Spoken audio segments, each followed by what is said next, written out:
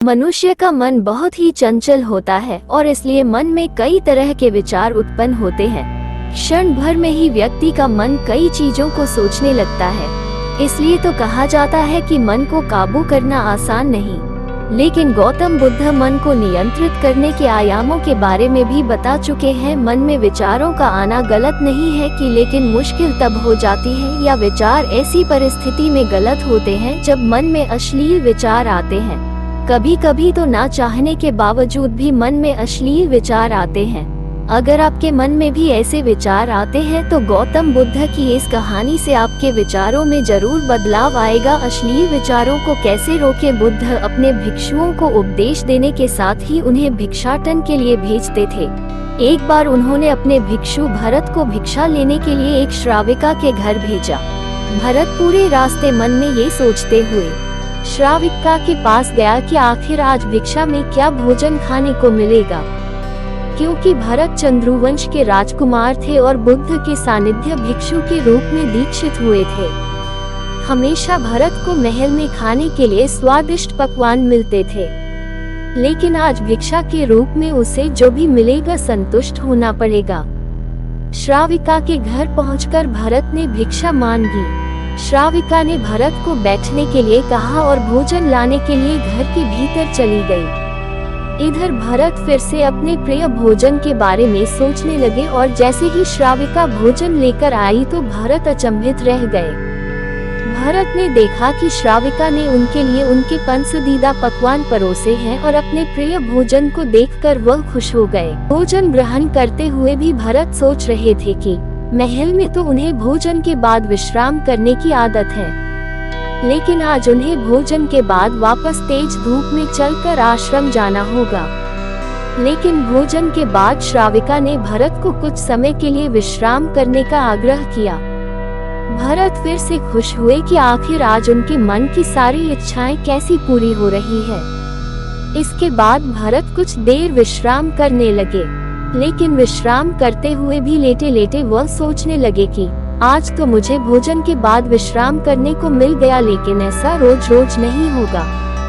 जब भरत विश्राम के बाद उठे तो श्राविका ने कहा कि आप जब तक चाहे यहाँ ठहर सकते हैं। भरत अब समझ गए कि ये कोई संयोग नहीं हो सकता।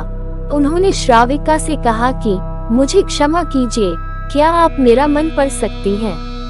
श्राविका ने हाँ में उत्तर दिया और कहा कि हाँ, मैं मन पढ़ सकती हूँ। शुरू में ये कठिन था, लेकिन फिर मैंने स्वयं के मन विचारों को देखना शुरू किया।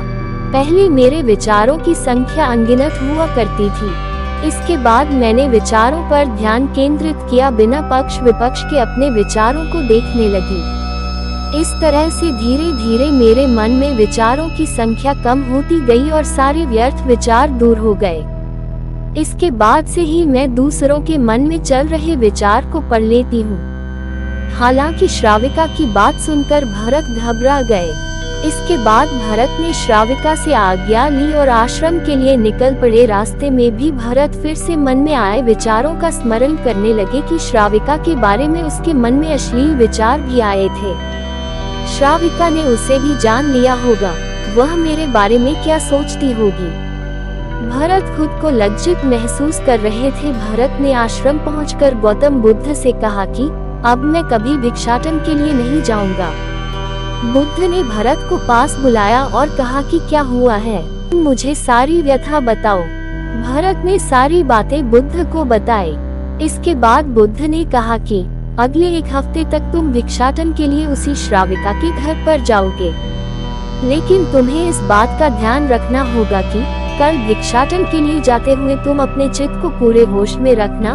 तुम्हारे भीतर क्या विचार उठे उन पर ध्यान केंद्रित करना, और यह भी ध्यान रखना कि तुम्हारे मन में कौन सी वासना उठ रही है। तुम कल इन सभी चीजों को ध्यान में रख कर जाना और इसके बाद मुझे वापस आकर बताना। अगले दिन भरत भिक्षाटन के लिए गए। बुद्ध के बताए अनुसार वह पूरे रास्ते अपने होश को जागृत रखते हुए चल रहे थे। जब श्राविका का घर आया तो भरत ने भिक्षा मांगी। उसके भीतर कोई वासना नहीं थी और न ही कोई विचार उत्पन्न हो रहे थे, क्योंकि उसने अपने मन को पूरी तरह जागृत रखा था। भरत ने भिक्षा ली और आश्रम चला गया।